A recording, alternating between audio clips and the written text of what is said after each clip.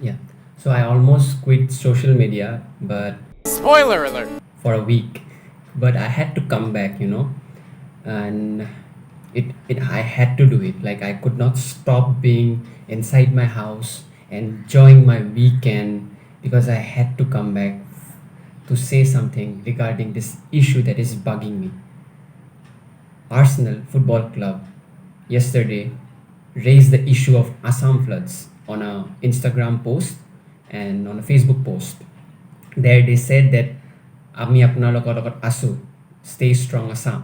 So basically they said that we are there for you, stay strong Assam. And that post got really viral. Even non-football fans were posting about it, and it kind of created a huge sensation that Arsenal is posting about Assam, and international organization is posting about the Assam floods. Cut to today, I've been seeing certain posts that regarding two allegations. First is that Arsenal made that post because they wanted to do good publicity, good PR, and secondly that post was only region specific, that it was limited only to people who are in Assam or who are from Assam. So first let me clear out both the allegations, then I'm going to speak something more beyond the issue and which is bugging me a lot. First allegation, that it was a region specific post. Now I have friends in Delhi and Bangalore who have no connections with Assam, just they know me, and they have also seen that post. So I doubt whether those allegations that the post is region specific is right or wrong. Secondly, even if that post were to be region specific, it doesn't matter. What the post has done, it has created a domino effect. It has trickled down Assam floods into creating a narrative. If you read today's mainstream media outlets like Times of India, The Print, all these mainstream media outlets are now covering Assam floods and the Arsenal tweet and the Arsenal video. They are saying that Arsenal, a club from England, is posting about Assam. So what the Arsenal post has done, it has created a media narrative. Now people who work in media would know this, that the media organizations now depend a lot on Twitter or Facebook. When an organization, when a celebrity does anything on Twitter, they pick it up, they make it a news, and then that is how a narrative is formed. So what Arsenal has done is they have made this video and it created a narrative, and mainstream media platforms are now covering it. Second allegation, that it was a cheap PR stunt. That is where I would like to clarify that not all PR is bad. We are confusing PR with propaganda. We are confusing PR with paid news. That is an illegal way to do PR. PR publicity is done by a lot of organizations. It is done by a lot of companies, and that doesn't have to be illegal. It doesn't have to be bad. The current scenario, you can say, I will honestly accept that Arsenal did a good PR. It did a humanitarian PR. But what has that led to is Assam floods also got a good PR. What has that created is even the rest of the states in India, now they are feeling guilty that like not the people are very empathetic. If they read, they react. I'm talking about the media, mainstream media organizations and all. Now they are finding it guilty that an international organization has raised the issue. What were we doing? What happened after the fallout? What is the fallout of this? After the tweet, Adil Hussain from Life of Pi, and famous Assamese actor and Indian actor, he posted that if Assam's issue is posted by Arsenal, if Arsenal can raise Assam's issue, then why is the Bollywood silent? Why is the mainstream media, why are the cricketers silent? So the issue got into a new turn.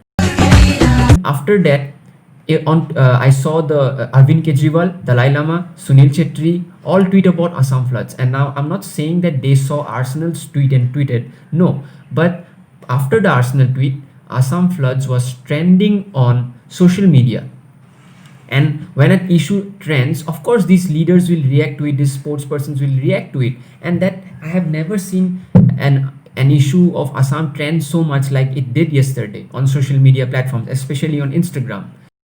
So what is the problem then? So to explain the problem, we have to go in a bit deeper. The problem is today I have seen kids, I would just use the word kids, posting about that, oh, this Assam is was a propaganda, it was a region specific post and all those things. So these kids are basically fans of other clubs and they are not satisfied that some other clubs have posted about the issue and not their clubs. That is a very petty way to see that issue. Mumbai Indians Chelsea Football Club has raised the issue and I'm so proud that Chelsea has done that. What I want is the issue of Assam gets mileage. That should be the priority of every person from Assam. And if you're saying that, oh, Arsenal is doing this is total nonsense. First of all, you don't understand narrative. Secondly, you are just biased and you are full of hatred. Now I get banter. Banter would have been if Assam flood situation is so bad that even a mid-table team like Arsenal is posting about that. That is a banter, and I'm an Arsenal fan. I'm creating that banter myself. That is banter. But this is pure hatred. This is pure biasness. Now, why do we need to talk about the hatred and biasness? Because it trickles down to a bigger issue. Firstly, let me tell you how the bias and hatred works. So, the football culture now is very different. In the last decade, it's very different to the football culture earlier. The football culture now, after 2010, 2009, is when Ronaldo left Manchester United to Real Madrid. And after that, there was this big marketing campaign that Ronaldo versus Messi, who is the best? If you hate Ronaldo, you must love Messi. If Ronaldo is shit, some Messi fans claim. And then troll football and all this social media trolling and all, they came to play. So they vilify the opposite player and they praise the other player as if the other player is shit, as if Ronaldo is shit, as if Messi is shit, the opposite would say. So these fans who are raising, they are from all the clubs, and I'm not singling out any particular club because Arsenal team has also these kind of fans. So these fans are processed in an era of extreme polarization. Post 2010 2009, with the advent of internet, football fans got extremely polarized by this marketing gimmick that is us versus them. That is Ronaldo or Messi. There's trolling. See, rivalries have always been there. I'm not denying that football rivalries, but this extreme trolling was not there. So this culture, these people, they don't understand any meaningful football discussions.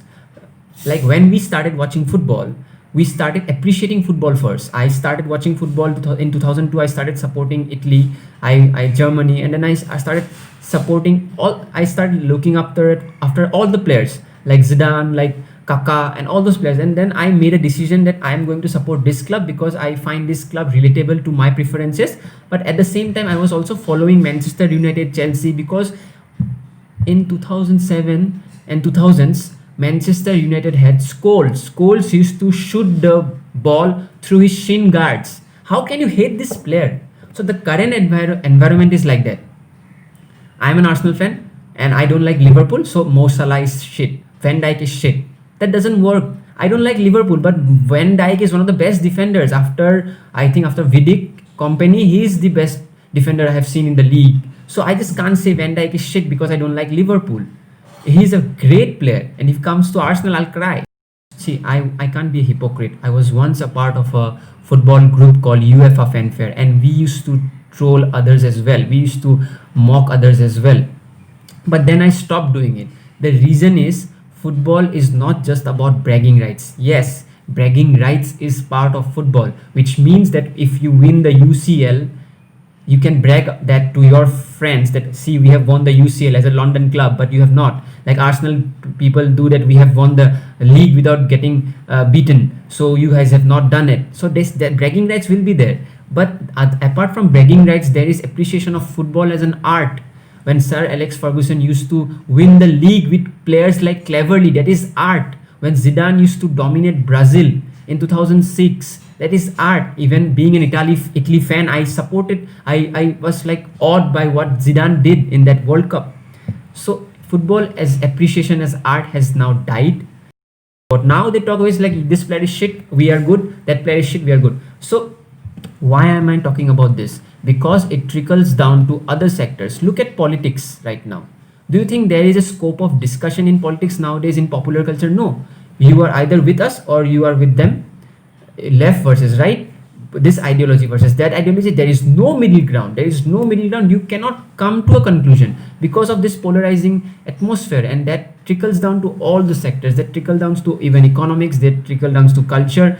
And there is no middle ground. It's not possible to be a pluralist anymore. So that is the reason. And football is a big cultural, has big cultural influence. So this starts from football, this starts from sports, this polarizing environment starts from sports, it goes to politics, it comes back to your own friendships, and so on and so forth. In all of this we are forgetting the main fact. The main fact is Assam's floods. Assam, more people in Assam has died from floods than from corona this year. Japanese encephalitis, which is also a cause by the monsoons, has led to more than 40 deaths, I guess. I am citing the last week data. So I have embedded some links down below. You guys can donate there for Assam floods, and the economic climate is not that good. So I would understand if you guys are not able to donate, but if you can, even a 50 rupees, 100 rupees would help. Anyways, Joy Ahom, come on, you gunners.